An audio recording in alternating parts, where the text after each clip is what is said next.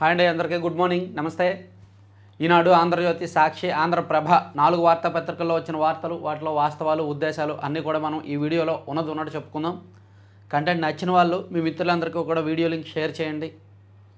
కొత్త వాళ్ళు ఎవరైనా చూస్తుంటే, అంటే ఇప్పుడు వరకు సబ్స్క్రైబ్ చేసుకోని వాళ్ళు ఎవరైనా ఉంటే సబ్స్క్రైబ్ చేసుకోండి.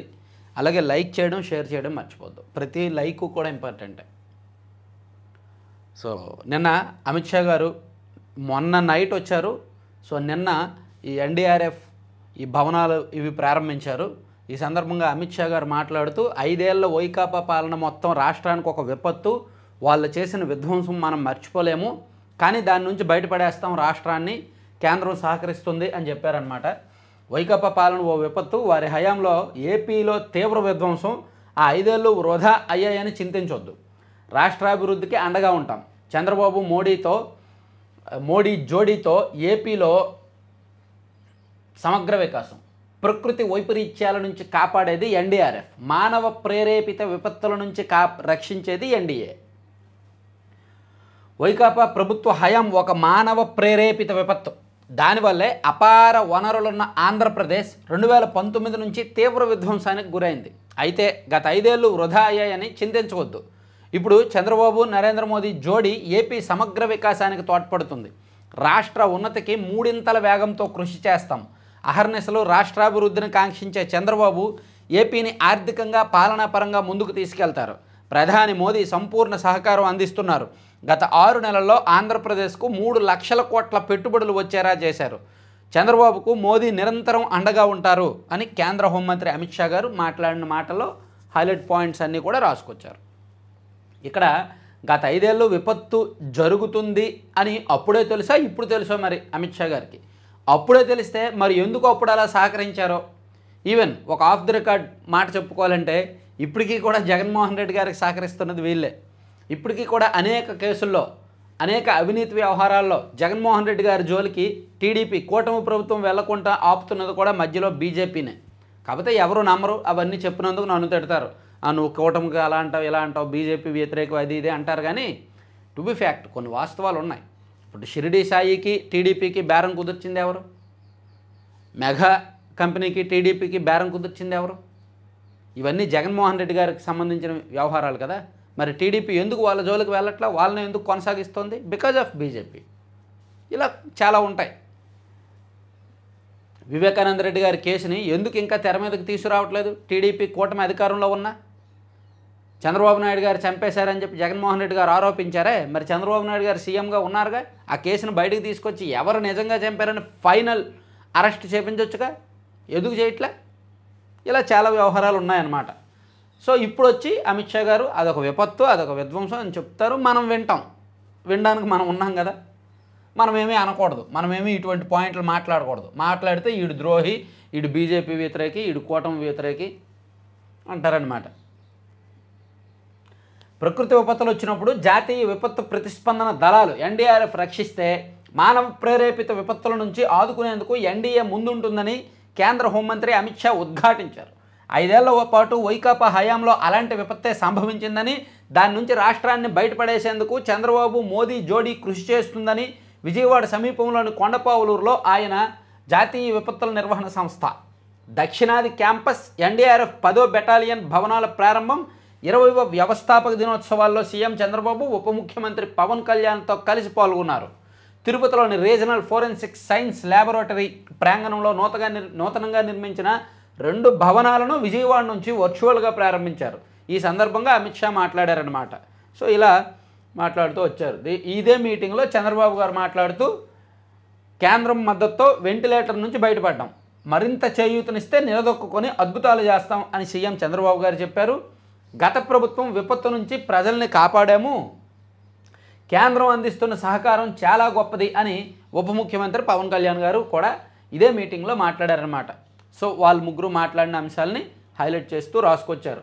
సో దీనిలోనే ఆంధ్రజ్యోతిలో వేరే పాయింట్, మోదీ కొండంత అండ, చంద్రబాబు మోదీ నాయకత్వాన 3 అభివృద్ధి ఖాయం, షా వైసీపీ విధ్వంసాన్ని మర్చిపోండి, 6 నెలల్లోనే ఏపీకి 3 లక్షల కోట్లు, అమరావతి నిర్మాణానికి నిధులు, 2028 నాటికి పోలవరం నీళ్లు పారిస్తాం, విశాఖ ఉక్కుకు ఊతమిచ్చి ఆంధ్రుల ఆత్మగౌరవాన్ని మరింత పెంచాం, ప్రకృతి విపత్తుల నుంచి ఎన్డీఆర్ఎఫ్ రక్షణ, మానవ విధ్వంసాల నుంచి ఎన్డీఏ రక్షణ, ఎన్డీఆర్ఎఫ్ వేడుకల్లో అమిత్ షా అని చెప్పుకుంటూ ఇక్కడ 6 నెలల్లోనే కేంద్రం భారీ సాయం ఇచ్చింది, రాష్ట్రాన్ని ఎన్డీఏ కూటమి కాపాడుతోంది, ప్రతి పంచాయతీలోని విపత్తు బృందాలను ఉప ముఖ్యమంత్రి పవన్ కళ్యాణ్ గారు మాట్లాడిన అంశాలు ఇవన్నీ మాట్లాడారు. సో ఈ అంశాలనే ఆంధ్రప్రభలో మరింత భిన్నంగా కవర్ చేశారు. ఆ విధ్వంసం మర్చిపోండి, మోడీ బాబుతో 3 ప్రగతి సాధిద్దామని చెప్తూ గోదావరి బనకచెర్ల అనుసంధానిస్తున్నాము, సాయం చేయండి. ఇప్పుడు కాకపోతే భవిష్యత్తులో చేయలేం, గత 5 ఏళ్లలో చేసిందంతా విధ్వంసమే, కేంద్రం సాయంతోనే రాష్ట్రం వెంటిలేటర్ పై నుంచి బయటపడింది. సో అమిత్ షా గారికి చంద్రబాబు గారు విజ్ఞప్తి చేసిన అంశాల్లో అత్యంత కీలకమైనది ఇదంట. గోదావరి బనకచెర్ల అనుసంధానం మేము చేస్తున్నాము, కాబట్టి మాకు మీరు ఆర్థికంగా చేయూతనివ్వండి అని అమిత్ షా గారిని చంద్రబాబు గారు అడిగారంట. దాన్ని ఆంధ్రప్రభలో బ్యానర్గా వేశారు. సో ఇది ఈరోజు బ్యానర్, అన్ని పత్రికల్లో కూడా బ్యానర్ అంశం. ఆ తర్వాత మరో ఇంపార్టెంట్ అంశం ఏంటంటే చంద్రబాబు గారు అండ్ సీఎం చంద్రబాబు నాయుడు గారు అండ్ ఐటీ శాఖ మంత్రి నారా లోకేష్ గారు అండ్ ఒక టీం దావోస్ వెళ్తున్నారు. దావోస్లో ప్రపంచ ఆర్థిక సదస్సు జరగబోతోంది. అక్కడ రకరకాల పెట్టుబడిదారులు, ప్రపంచవ్యాప్తంగా ఉన్న పెట్టుబడిదారులు, రకరకాల కంపెనీల ప్రతినిధులు వాళ్ళందరూ కూడా వస్తారు. అక్కడికి ఇతర రాష్ట్రాల నుంచి కూడా వస్తుంటారనమాట. వాళ్ళ రాష్ట్రాలకు పెట్టుబడులు తీసుకువెళ్ళేందుకు, పెట్టుబడులు ఆకర్షించేందుకు, కంపెనీలను ఆకర్షించేందుకు వీళ్ళందరూ వస్తుంటారు. సో వాళ్ళతో సంప్రదించి మన రాష్ట్రానికి సాధ్యమైనన్ని పెట్టుబడులు తీసుకురావడానికి దావోస్ పర్యటనకు బయలుదేరుతున్నారనమాట. సో మరి అది ఆంధ్ర ఎక్కడ రాశారు? దావోస్ పర్యటనకు చంద్రబాబు, రాష్ట్రానికి పెట్టుబడులు తేవడమే లక్ష్యం, దిగ్గజ పారిశ్రామికవేత్తలతో వరుస భేటీలు, ప్రపంచ ఆర్థిక సదస్సులో బ్రాండ్ ఏపీ నినాదం, బాబు వెంట లోకేష్, భరత్ ఉన్నతాధికారులు అని రాశారు. అలాగే ఆంధ్రప్రభలో కూడా బ్రాండ్ ఏపీ @దావోస్ పెట్టుబడుల సదస్సుకు సీఎం బృందం, ప్రత్యేక విమానంలో బ్యారిచ్కు, జ్యూరిచ్కు, అక్కడి నుంచి రోడ్డు మార్గంలో దావోస్, పెట్టుబడుల ఆకర్షణ లక్ష్యంగా పర్యటన, చంద్రబాబు బృందంలో మంత్రులు లోకేష్, టీజీ భరత్, ఈడీబీ, పరిశ్రమల శాఖల అధికారులు అని రాసుకొచ్చారనమాట. సో ఇక్కడ ఆల్రెడీ ఒక 30 పరిశ్రమలతో అపాయింట్మెంట్లు అయితే కన్ఫర్మ్ అయ్యాయి. ముందుగానే అక్కడికి ఎవరెవరు వస్తున్నారని తెలుసుకొని వాళ్ళతో మన ప్రతినిధులు మాట్లాడి ఒక 30 కంపెనీల ప్రతినిధులతో అపాయింట్మెంట్లు కన్ఫర్మ్ చేసుకున్నారు. లోకేష్ గారు సెపరేట్గా కొన్ని టీమ్స్తో భేటీ అవుతారు అండ్ చంద్రబాబు గారు కొన్ని టీమ్స్తో భేటీ అవుతారనమాట. ఇది దావోస్ పర్యటనకు సంబంధించిన అప్డేట్స్. అవి పక్కన పెడితే డిస్కంలో స్తంభాలాట, టెండర్లలో గుత్తేదారులు రింగ్, తెలంగాణ వారితో బేరాలు, ఒక్క డిస్కం పరిధిలోనే కాంట్రాక్టర్ల జేబుల్లోకి 21 కోట్లు, ఏటా 5 లక్షల స్తంభాలు కొనుగోలు. విద్యుత్ టెండర్లలో కాంట్రాక్టర్ల సిండికేట్ వ్యవహారానికి పరాకాష్ఠ ఇది. డిస్కంల పరిధిలో జరిగే అభివృద్ధి పనులు చేసేందుకు అడ్డగోలు ధరలతో టెండర్లను దక్కించుకునేందుకు అలవాటు పడిన గుత్తేదారులు తాజాగా కేంద్ర విద్యుత్ పంపిణీ సంస్థ సిపిడిసిఎల్ టెండర్లోనూ అదే బాట పట్టారు. 3.5 లక్షల విద్యుత్ స్తంభాలు కొనుగోలుకు టెండర్లు పిలిచారు. డిస్కం ప్రతిపాదించిన గరిష్ట ధరకే గుత్తేదారులు బిడ్లు వేసినట్టు తెలుస్తోంది. మరోవైపు తెలంగాణలో స్తంభాలను తక్కువ ధరకు అక్కడ గుత్తేదారులు ఆ రాష్ట్ర డిస్కంలకు సరఫరా చేశారు. ఇప్పుడు ఏపీలో టెండర్లు వేసిన గుత్తేదారులు తెలంగాణలోని డిస్కంలకు స్తంభాలు సరఫరా చేసే వారితోనూ జతకడుతున్నారు. వీరు రింగు కావడం ద్వారా ఒక డిస్కం పరిధిలోనే దాదాపు 21 కోట్లు మిగుల్చుకునే పరిస్థితి ఏర్పడింది. తెలంగాణలో 3,800 నిర్ణయించిందంట, కానీ ఆంధ్రప్రదేశ్లో ఎక్కువ రేటు ఉంది. అందుకని తెలంగాణలో తక్కువ రేటు ఉంది కాబట్టి వాళ్ళతో బేరం పెట్టుకొని అక్కడ ఉన్నవి తీసుకొచ్చి ఇక్కడ మిగుల్చుకుంటున్నారనమాట. దాన్ని ఒక ఆసక్తికరంగా రాసుకొచ్చారు. తెలంగాణ స్తంభాలను తక్కువ ధరకు అక్కడ గుత్తేదారులు ఆ రాష్ట్ర డిస్కంలకు సరఫరా చేశారు. ఆంధ్రప్రదేశ్లో మాత్రం ఎక్కువ రేటు ఇస్తున్నారు. ఇప్పుడేమో తెలంగాణలో ఎవరైతే సరఫరా చేశారో వాళ్ళతో వీళ్ళు మాట్లాడుకొని అదే రేటుకి ఇక్కడ తెప్పించుకుంటున్నారు. ఆ మిగిలింది వీళ్ళు గుత్తేదారులు, ఈ కాంట్రాక్టర్లు జేబులో వేసుకుంటారు అని రాశారు. సో ఇది ప్రభుత్వాన్ని అలర్ట్ చేశారనమాట. మేబీ ప్రభుత్వం కూడా ఆ రేట్ ఏమైనా తగ్గిస్తుందా ఏంటనేది చూడాలి. అది తర్వాత ట్రంప్ ప్రమాణం అండి. అమెరికా అధ్యక్షుడిగా ట్రంప్ ప్రమాణ స్వీకారం చేయబోతున్నారు ఈరోజే. అది అత్యంత వైభవంగా జరగబోతోంది. అమెరికా అధ్యక్షుడిగా మరోసారి ఎన్నికైన డొనాల్డ్ ట్రంప్ సోమవారం పదవి బాధ్యతలు స్వీకరించనున్నారు. భారత కాలమానం ప్రకారం రాత్రి 10:30 గంటలకు ఈ కార్యక్రమం ఉంటుంది. దీనికోసం కుటుంబ సమేతంగా ఆయన ఫ్లోరిడా నుంచి వాషింగ్టన్కు సైనిక విమానంలో చేరుకున్నారు. ఆయన 47వ అధ్యక్షుడిగా రానుండడంతో దీనికి స్పెషల్ ఎయిర్ మిషన్ 47 అనే పేరు పెట్టారు.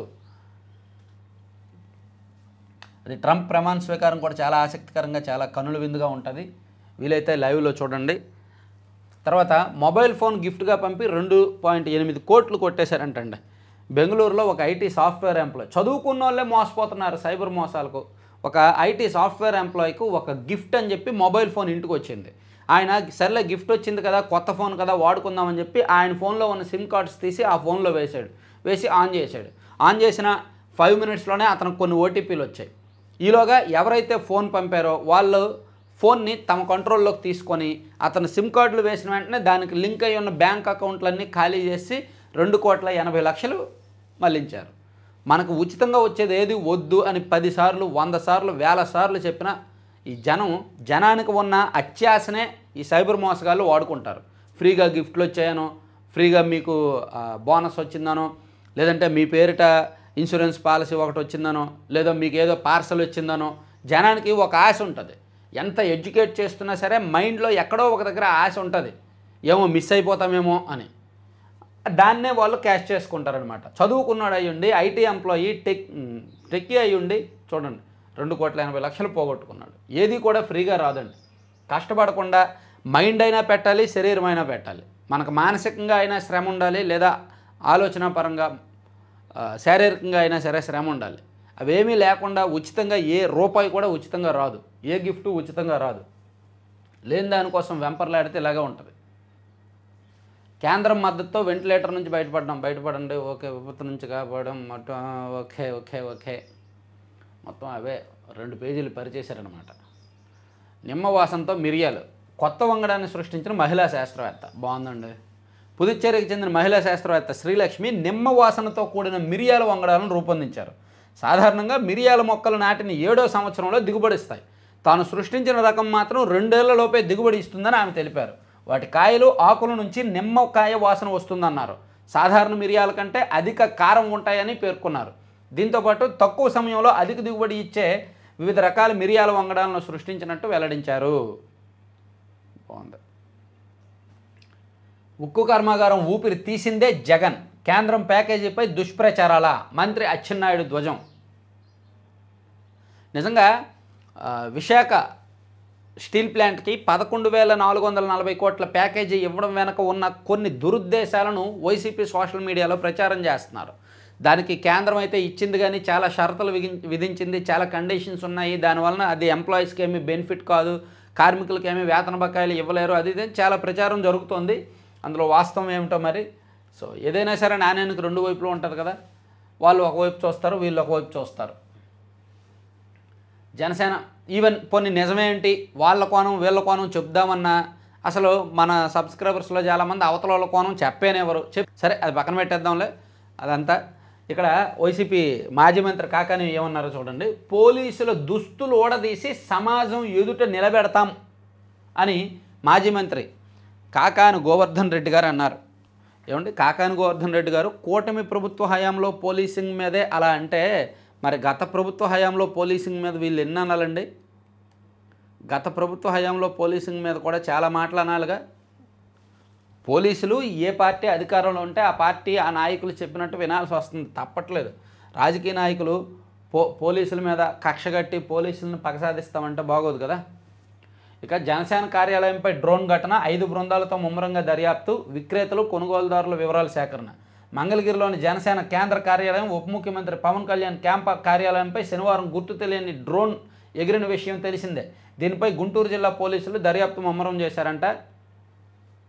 ఇక శ్రీవారికి వైకుంఠ ద్వార దర్శనం పూర్తయింది.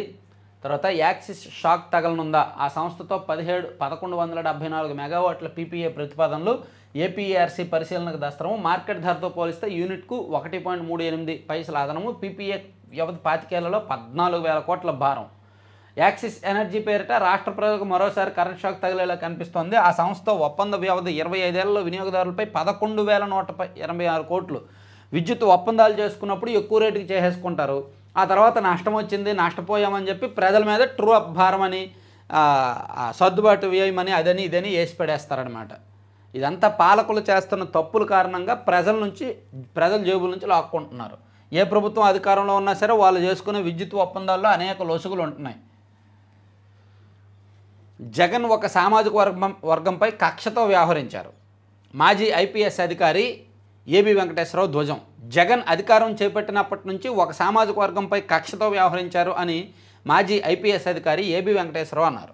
ఆదివారం విజయవాడలో కొసరాజు వారి వంశవృక్ష సేవా సమితి ఆధ్వర్యంలో నిర్వహించిన కొసరాజు 9వ ఆత్మీయ సమావేశంలో ఏబీబీ మాట్లాడారు.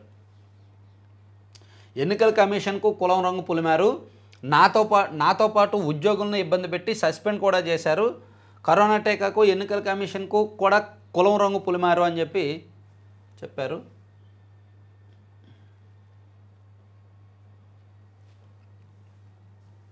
కంటపెడితే తొండంతో విసిరి కొడతాయి. ఇది ఒక ఆసక్తికరంగా ఉందండి.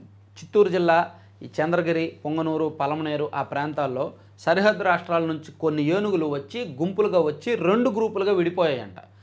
ఆ ఏనుగులు 2 గ్రూపులుగా విడిపోయి వాటిలో అవి వాటి ఉనికి కోసమో, ఆహారం కోసమో, నీళ్ళ కోసమో కొట్లాడుకొని అక్కడ దగ్గరలో ఎవరైనా రైతులు కనిపించినా, ప్రజలు కనిపించినా తొండంతో కొట్టి చంపేస్తున్నాయంట.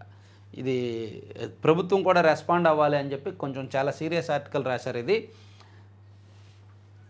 పంటలను ధ్వంసం చేస్తాయి, పంటలను కాపాడుకోవడానికి ఎవరైనా రైతులు వెళ్ళినా సరే ఊరుకోవట్లేదు. చిత్తూరు జిల్లాలో ఈ సమస్య ఎప్పటి నుంచో ఉంది. మరి దీన్ని ప్రభుత్వం ఎలా రెస్పాండ్ అవుద్దో చూడాలి. తర్వాత అక్టోబర్ 2 నాటికి డంపింగ్ యార్డుల్లో 85 లక్షల టన్నుల వ్యర్థాల తొలగింపు అని స్వచ్ఛాంధ్ర సంస్థ చైర్మన్ పట్టాభి గారు చెప్పారు. ఇస్కాన్ నుంచి వంతారాకు 2 ఏనుగులు. వంతారా అంటే రిలయన్స్ ఇండస్ట్రీస్ ముఖేష్ అంబానీ గారి కుమారుడు అనంత్ అంబానీ నిర్వహిస్తున్న జంతు సంరక్షణశాల. అక్కడికి 2 ఏనుగులు వచ్చాయంట. తర్వాత హైదరాబాద్లో 450 కోట్లతో ఐటీ పార్క్, 10 లక్షల చదరపు అడుగుల విస్తీర్ణంలో అభివృద్ధి ఏర్పాటు చేయనున్న క్యాపిటల్ ల్యాండ్ సంస్థ, అది ఒకటి రాసుకొచ్చారు. సో ఇవన్నీ ఈనాడు అంశాలు. కాసేపు పక్కన పెడితే సాక్షికి వెళ్తే సాక్షిలో బడికి ఉరి అని రాశారండి. సర్కారు బడులకు ముంచుకొస్తున్న ప్రమాదం, దుమారం రేపుతున్న జీవో 117 ప్రత్యామ్నాయ మార్గదర్శకాలు. ఇక్కడ ఏం జరిగిందంటే గతంలో వైసీపీ అధికారంలో ఉన్నప్పుడు కొన్ని దరిద్రగొట్టు విద్యా వ్యవస్థను నాశనం చేసే నిర్ణయాలను తీసుకున్నారు గత ప్రభుత్వంలో. సో వాటిని ఈ ప్రభుత్వం కొన్నిటిని సరిచేసే క్రమంలో కొన్ని తప్పులు జరుగుతున్నాయి.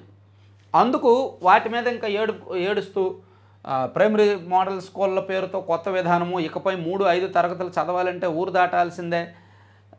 అసలు నాకేంటో అర్థం కావట్లేదంటే ఈ ప్రభుత్వాలు మారినప్పుడు విద్యా వ్యవస్థలు మారడం ఏంటో, విద్యలో సంస్కరణలు మారడం ఏంటో. మా చిన్నప్పుడు చక్కగా 1 నుంచి 5వ తరగతి వరకు ఒక ఎలిమెంటరీ స్కూల్కి వెళ్ళేవాళ్ళం, 6 నుంచి 10వ తరగతి వరకు ఒక ఉన్నత పాఠశాలకు వెళ్ళేవాళ్ళం. మధ్యలో మాకు దూరంలో ఒక 2 కిలోమీటర్ల దూరంలో 1 నుంచి 7 కిలోమీటర్ల వరకు ప్రాథమిక ఉన్నత స్కూల్ ఉండేది. వాళ్ళు 7th పూర్తయ్యాక 8th క్లాస్కి మా హై స్కూల్కి వచ్చేవాళ్ళు. అలా ఒక విధానం ఉండేది. ఇప్పుడు 3 నుంచి 5 ఏంటో, 5 నుంచి 8 ఏంటో ఎవరికి నచ్చినట్టు వాళ్ళు చేస్తున్నారు. ఏ ప్రభుత్వం అధికారం ఉంటే వాళ్ళకి నచ్చినట్టు వాళ్ళు చేసుకెళ్ళిపోతున్నారు. ఇంగ్లీష్ మీడియం ఆప్షన్ ఉంటుంది. ఇంగ్లీష్ మీడియం కావాల్సినోడు ఇంగ్లీష్ మీడియం తీసుకుంటాడు, తెలుగు కావాల్సినోడు తెలుగు తీసుకుంటాడు. ఇంగ్లీష్ మీడియంలో కూడా రాజకీయాలు, తరగతుల మార్పుల్లో కూడా రాజకీయాలు.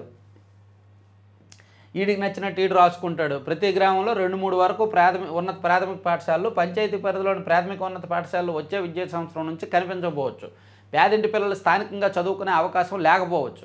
వారు చదువుకోవాలంటే దూరంగా ప్రభుత్వం కొత్తగా ఏర్పాటు చేసే ప్రైమరీ మోడల్ స్కూల్ లేదా స్థానికంగా ఉన్న ప్రైవేట్ స్కూల్లో చేరాలి. ఎందుకంటే జీవో 117కు ప్రత్యామ్నాయంగా విడుదలైన విద్యాశాఖ కొత్త మార్గదర్శకాలు ప్రాథమిక పాఠశాలలను పూర్తిగా నిర్వీర్యం చేసేలా ఉన్నాయి అని రాశారు. ఇది మరి ఏంటో టీచర్స్ యూనియన్ వాళ్ళతో ఎవరితోనైనా మాట్లాడాలి. నాకైతే పూర్తిగా ఈ జీవో 117 దాని ప్రత్యామ్నాయ మార్గదర్శకాలు ఏంటో నేనైతే ఇంకా చదవలేదు, చూడలేదు. అదే టీచర్స్ యూనియన్ ఎవరితోనైనా మాట్లాడి ఒక వీడియో చేస్తాను. సబ్జెక్ట్ ఉంటే అవసరం అయితే, లేకపోతే ఊరికే రాస్తుంటారు వీళ్ళు. ఏదో అది జరిగిపోతుంది ఇది జరిగిపోతుందని భయపెట్టడానికి అబోధ కల్పనలు రాస్తారు. ప్రజల భద్రతకు ఎన్డీఆర్ఎఫ్ భరోసా, కేంద్ర హోంశాఖ మంత్రి అమిత్ షా. ఎన్డీఆర్ఎఫ్ భవనాలకు ప్రారంభోత్సవం, వీహెచ్పీ నేతల భేటీలో పలు కీలక విషయాలపై చర్చ. తిరుపతి తొక్కిసలాట ఘటనలో కేంద్రం పరిశీలనలోనూ ఉందని వెల్లడి. బీజేపీని బలోపేతం చేయాలని శ్రేణులకు సూచన అని వీళ్ళ ఫ్లేవర్లో వీళ్ళు రాసుకున్నారు. 2014 నుంచి 19 వరకు ఏపీలో విధ్వంసం, చంద్రబాబు సమక్షంలోనే అమిత్ షా సంచలన వ్యాఖ్యలు. అందుకు పూర్తి విరుద్ధంగా పురంధేశ్వరి తెలుగు అనువాదం. సోషల్ మీడియాలో వైరల్గా మారిన కేంద్ర మంత్రి ప్రసంగం. ఇది సాక్షి ఒరిజినల్ గెటప్. ఇది దిస్ ఈజ్ అంటే ఇంకా ఇంగ్లీష్లో ఒక తిట్టు ఉందిలే, తిడదాం అనుకున్నా కానీ వద్దులే. కానీ నిన్న కేంద్ర మంత్రి గారు గత ప్రభుత్వం గురించి మాట్లాడారు. దాన్ని ఎడిట్ చేసి 2019 నుంచి 24 వరకు ఉన్న ప్రభుత్వం గురించి అమిత్ షా గారు మాట్లాడితే దాన్ని సోషల్ మీడియాలో ఎడిట్ చేసి జస్ట్ ఇయర్స్ మార్చేశారు. 2014 నుంచి 19 వరకు అని చెప్పి అమిత్ షా గారు చెప్పినట్టుగా ఎడిట్ చేశారు. ఒక వెర్షన్ని ఎడిట్ చేసి అది వైసీపీ సోషల్ మీడియాలో తిప్పుతున్నారు. వైసీపీ సోషల్ మీడియాలో బాగా సర్క్యులేట్ చేస్తున్నారు. చేసి ఇంకా అమిత్ షా గారు 2014 నుంచి 19 ప్రభుత్వాన్ని తిట్టారు, 2019 నుంచి 24 ప్రభుత్వాన్ని ఏమీ అనలేదు అని చెప్పి ఇంకా రాసుకుంటున్నారు అనమాట. సో వీళ్ళని ఏమనాలి? ఏమంటే ఇప్పుడు 2025లో ఉన్నవాళ్ళు 2014 పాలన గురించి మాట్లాడతారా, గత పాలన గురించి మాట్లాడతారా?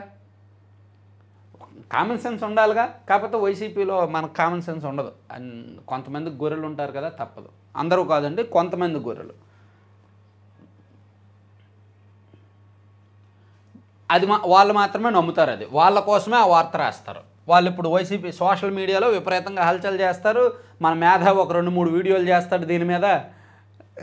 వాళ్ళు యూట్యూబ్ ఛానళ్ళు, వాళ్ళ వెబ్సైట్లు అన్నీ దంచి కొడతాయన్నమాట. 2014-19 పాలన అమిత్ షా గారు తిట్టారు అని. మైండ్ ఉండదు, లాజిక్స్ ఉండవు, ఆలోచించరు. గుంటూరులో కొకైన్ కలకలం. డ్రగ్స్ వ్యక్తిన ముగ్గురిని గుంటూరు ఎక్సైజ్ శాఖ అధికారులు అరెస్ట్ చేశారు. వాళ్ళ నుంచి 8.5 గ్రాములు స్వాధీనం చేసుకున్నారంట. వామ్మో. తర్వాత అమలాపురంలో అద్భుత చిత్రలోకం. బిఆర్ అంబేద్కర్ కోనసీమ జిల్లా అమలాపురంలో నిర్వహించిన జాతీయ చిత్రకళా ఉత్సవం సందర్శకులను రంగుల లోకంలోకి తీసుకెళ్లింది. వివిధ రాష్ట్రాలకు చెందిన దాదాపు 450 మంది చిత్రకారులు గీసిన 500 అద్భుత చిత్రాలు కనువిందు చేశాయి. బాగుందండి. తర్వాత నేడే పట్టాభిషేకం. అమెరికా అధ్యక్షుడిగా ట్రంప్ ప్రమాణ స్వీకారం నేడు జరగబోతోంది. 500 మంది వస్తారు. అందులో అంబానీ గారు కూడా నిన్న వెళ్ళినట్టున్నారు. బాబు ఇందులో ఒకటైనా వచ్చిందా? 2014 నుంచి 19 మధ్య 4 సార్లు చంద్రబాబు, ఒకసారి లోకేష్ దావోస్ పర్యటన, భారీ పెట్టుబడులు ఆకర్షించామంటూ ఏటా కథనాలు. మరి ఆ పక్కనే జగన్మోహన్ రెడ్డి గారు దావోస్ వెళ్ళినప్పుడు ఉద్ధరించిన ఘనకార్యాలు కూడా రాయాల్సిందే. ఇక్కడ 2014 నుంచి 19 వరకు చంద్రబాబు గారు ఘనకార్యాలు రాశారు. మరి 19 నుంచి 24 వరకు జగన్మోహన్ రెడ్డి గారు ఘనకార్యాలు రాయొచ్చుగా. సో 2014 నుంచి 19 వరకు చంద్రబాబు గారు, లోకేష్ గారు దావోస్ వెళ్ళినప్పుడు కొంతమందితో ఒప్పందం చేసుకొని అవి రావాల్సిన వాటిని తర్వాత వచ్చిన ప్రభుత్వం ఆపేసింది. ఇప్పుడు గత ప్రభుత్వం చేపట్టిన వాటిని కొత్త ప్రభుత్వాలు వచ్చాక కొనసాగిస్తే అవి వచ్చేవేమో. తర్వాత వైసీపీ వచ్చాక ఆపేశారు ఇవన్నీ. జేఈ మెయిన్కు వెళ్దాం ఇలా. ఎల్లుండి నుంచి 30 వరకు రోజుకు 2 షిఫ్టుల్లో నిర్వహణ. నేషనల్ టెస్టింగ్ ఏజెన్సీ సైట్లో అడ్మిట్ కార్డులు. ప్రతి షిఫ్ట్కు 3 రోజులు ముందుగా అడ్మిట్ కార్డులు విడుదల. పరీక్ష సమయానికి 2 గంటల ముందుగా కేంద్రాలకు చేరుకోవాలి. కంప్యూటర్ బేస్డ్ టెస్ట్ విధానంలో ఆన్లైన్ పరీక్షలు. సో జేఈ మెయిన్స్ జరగబోతున్నాయి. ఎల్లుండి నుంచి 30వ తేదీ వరకు జరగబోతున్నాయి అన్నమాట. దాదాపుగా 8 రోజుల పాటు 2 షిఫ్టుల్లో జరుగుతున్నాయి. తర్వాత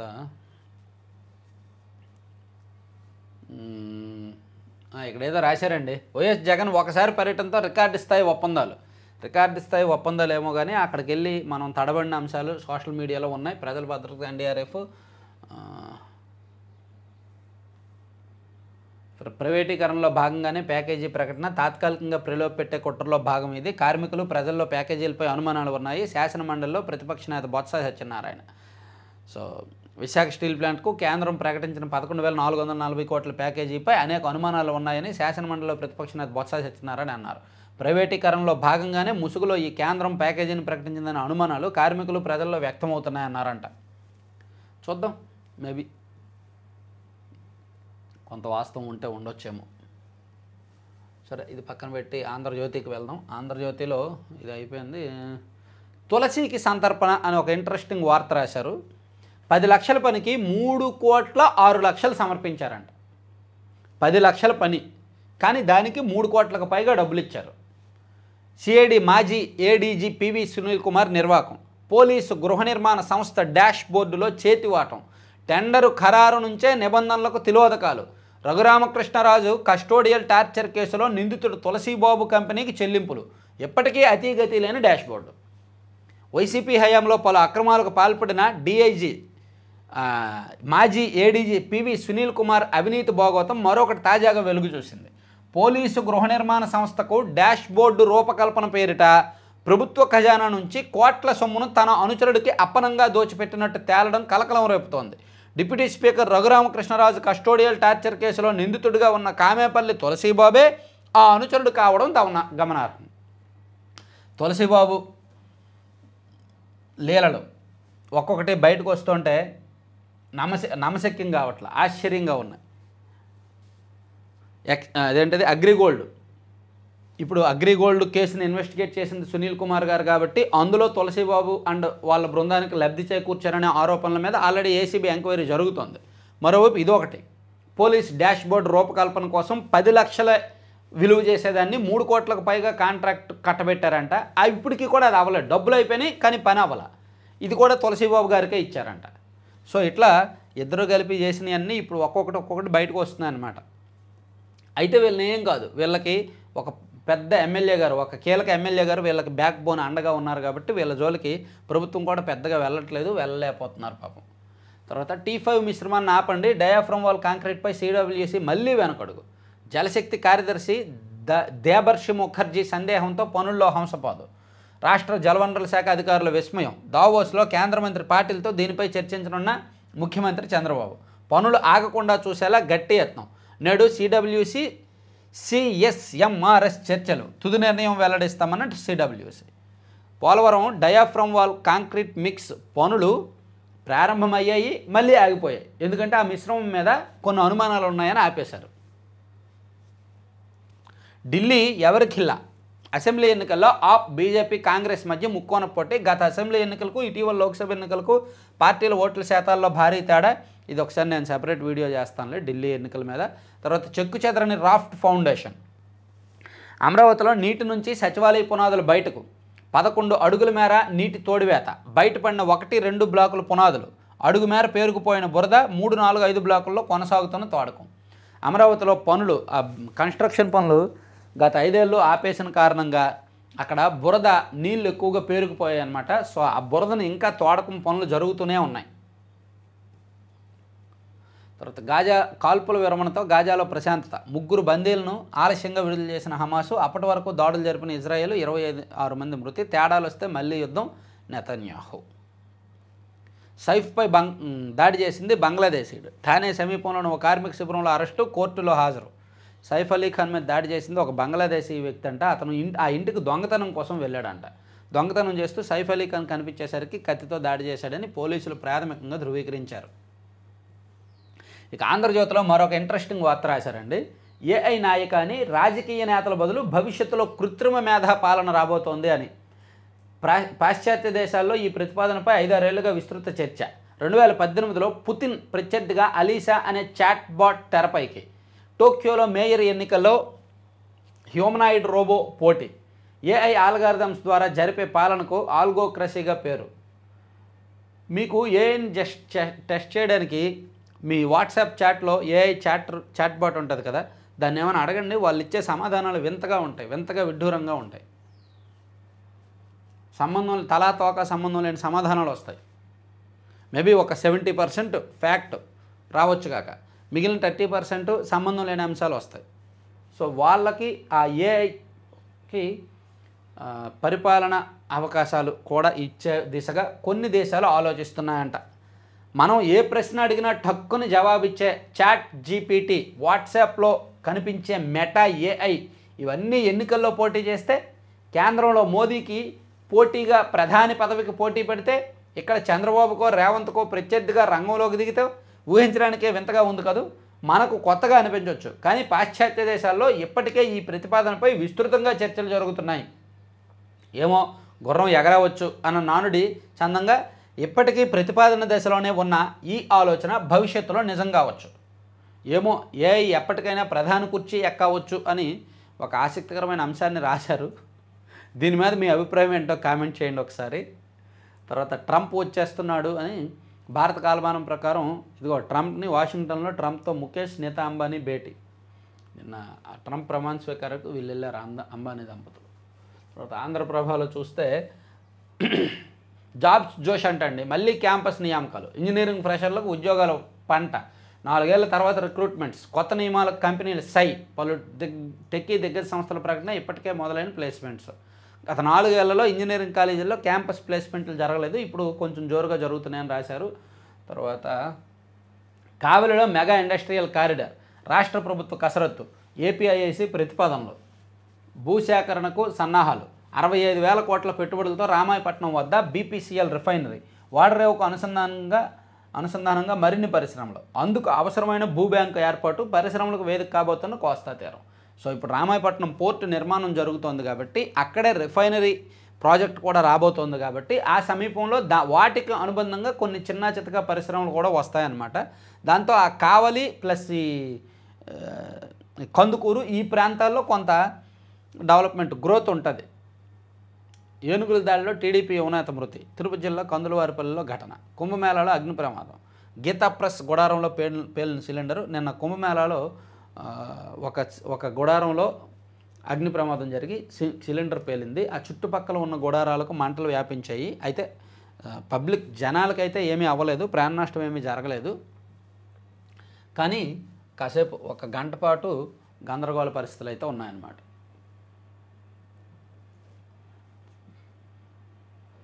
మూడు రాష్ట్రాల ప్రజల తెలుగు అనుసంధానానికి వారధి, 27న హైదరాబాద్లో కార్యక్రమం ప్రారంభం. తెలంగాణ, ఏపీ, మహారాష్ట్రలో తెలుగు వారిని సామాజికంగా, సాంస్కృతికంగా, వాణిజ్యపరంగా ఒకతాటిపైకి తీసుకొచ్చేందుకు పరస్పరం సహకరించుకోవడమే లక్ష్యంగా మహారాష్ట్ర తెలుగు సంఘాల సమాఖ్య ఆధ్వర్యంలో ఈ నెల 27వ తేదీన హైదరాబాద్లో వారధి కార్యక్రమం పెడుతున్నారంట. మంచిది. ఎన్నికల సంఘం పనితీరు అద్భుతం, నిష్పక్షపాతంగా ఎన్నికలు నిర్వహిస్తోంది, ప్రజాస్వామ్యాన్ని బలోపేతం చేస్తోంది. మన్ కీ బాత్లో మోదీ ఉద్ఘాటన. ఓకే. ప్రాణరక్షణ ప్రక్రియపై అవగాహన 1%. 25 ఏళ్లుగా తెలుగు రాష్ట్రాల్లో సిపిఆర్పై శిక్షణ ఇస్తున్నాం. బహిరంగ ప్రదేశాల్లో ఏఈడీలను ఏర్పాటు చేయాలి. ఈనాడుతో ముఖాముఖిలో డాక్టర్ వేమూరి ఎస్ మూర్తి. మంచిది. వచ్చే ఎన్నికల్లో బీసీ జెండా ఎగరవేస్తాం, బీసీ సంక్షేమ సంఘం జాతీయ అధ్యక్షుడు శ్రీనివాస్ గౌడ్. ఇంకా కొన్ని జాతీయ స్థాయి అంశాలకు వెళ్తే,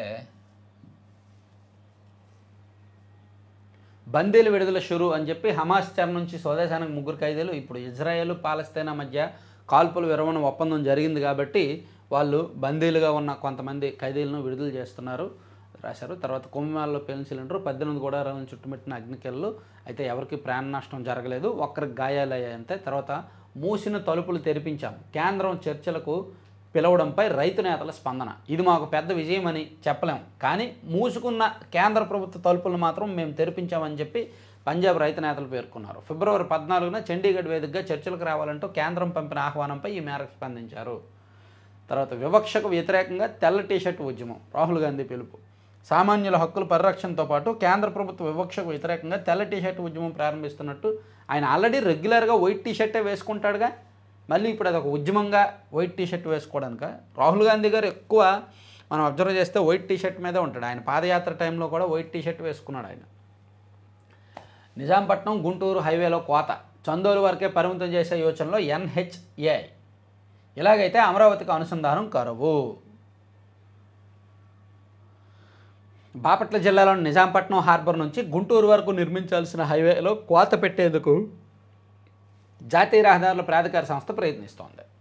దాన్ని మధ్యలోనే ఆపేస్తారు. నేస్తమా కుశలమా 50 ఏళ్ల తర్వాత కలిసిన వైద్యుల బ్యాచ్ గుంటూరు వైద్య కళాశాల అభివృద్ధికి హామీ. వారంతా 50 ఏళ్ల కిందట ఒకే కళాశాలలో వైద్య విద్యను అభ్యసించారు, దేశ విదేశాల్లో స్థిరపడ్డారు, వృత్తిపరంగా ఎన్నో ఉన్నత శిఖరాలను అధిరోహించారు. కొందరు విశ్రాంత జీవితాన్ని గడుపుతున్నారు. వారంతా తమకు విద్య నేర్పిన గుంటూరు వైద్య కళాశాలలో మళ్ళీ కలుసుకున్నారంట. 1975 నాటి మెడికల్ వైద్య విద్యార్థుల బృందం, వాళ్ళందరూ ప్రొఫెషనల్ డాక్టర్స్గా మారుంటారుగా. ఇప్పుడు వాళ్ళందరూ మళ్ళీ నిన్న గుంటూరు మెడికల్ కాలేజీలో చదువుకున్నారంట, కలుసుకున్నారంట. చాలా మంచి విషయం. సినీ కార్మికుల సమస్యల పరిష్కారానికి కృషి, సినీ వర్కర్స్ సంఘ ప్రమాణ స్వీకారంలో మంత్రి సుభాష్ హామీ. జాతీయ పరిశోధనా సంస్థగా సిటిఆర్ఐ. పొగాకుతో పాటు 4 వాణిజ్య పంటలపై దృష్టి. పొగాకుపై అనేక పరిశోధనలు చేస్తున్న రాజమహేంద్రవరంలోని పొగాకు పరిశోధనా సంస్థ జాతీయ పరిశోధనా సంస్థగా మారింది. ఇదిగోండి, దొంగతనానికి అతను సైఫ్ ఇంట్లోకి ప్రవేశించాడు. బాలీవుడ్ నటుడు సైఫ్ అలీ ఖాన్పై ఓ వ్యక్తి దాడికి పాల్పడిన ఘటన సంచలనంగా మారింది. దీనిపై మహారాష్ట్ర ప్రభుత్వంపై ప్రతిపక్షాలు తీవ్ర స్థాయిలో మండిపడుతున్నాయి. అయితే అక్కడ డిప్యూటీ సీఎం అజిత్ పవార్ మాత్రం ఆయన దొంగతనం చేయడం కోసమే వెళ్ళాడు సైఫ్ అలీ ఖాన్ ఇంటికి, అంతేకాని ఇంకా వేరే దుశ్చర్య ఏమీ లేదు, కాబట్టి దీన్ని పెద్దగా రాజకీయం చేయాల్సిన అవసరం లేదు అని చెప్పి ఆయన స్పందించారన్నమాట. సో ఇవి 4 పత్రికల్లో ఉన్న అంశాలు. సో మరిన్ని కీలకమైన అంశాలతో నెక్స్ట్ వీడియోలో కలుద్దామండి. మీకు ఇంపార్టెంట్ అంశాలన్నింటినీ కూడా సెపరేట్ వీడియోస్లో చేద్దాం. Thank you.